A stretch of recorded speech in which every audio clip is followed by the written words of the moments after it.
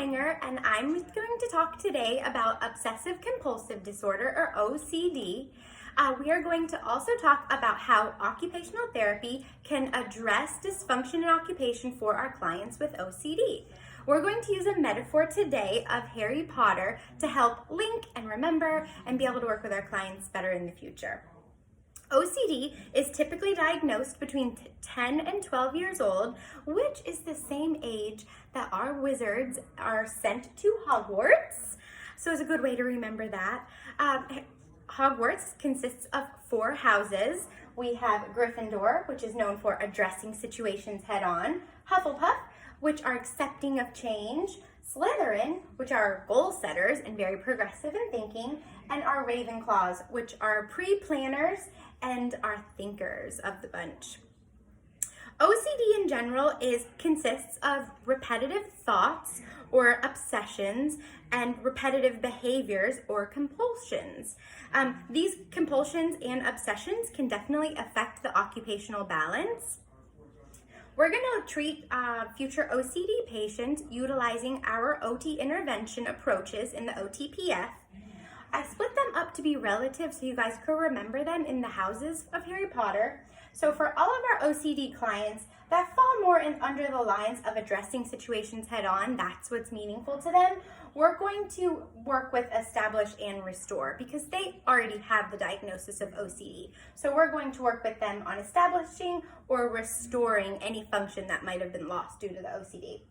Hufflepuff are accepting of changes. So if your client has a more mindset of adapting and modifying, we would use that frame of reference or that treatment approach. Slytherin are goal setters and are progressive thoughts. So these people with OCD are something that we're going to work with on creating or promoting out of the OTPF. And Ravenclaws are our thinkers, our pre-planners, our hardworking, so they're going to definitely be linked to the OTPF in maintaining and preventing either reoccurrences or triggers in results to OCD. So let's think about what areas of dysfunction our OCD clients might have.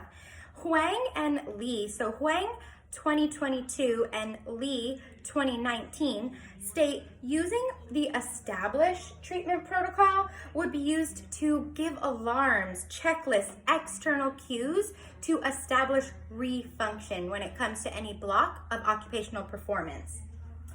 They also state that for any accepting of change, modifying would be appropriate. So maybe now if we're thinking about grooming, for example, we would want to modify our grooming tasks that we might have our client do. Maybe taking a step away, maybe adding some external cues as well, just modification of the whole process.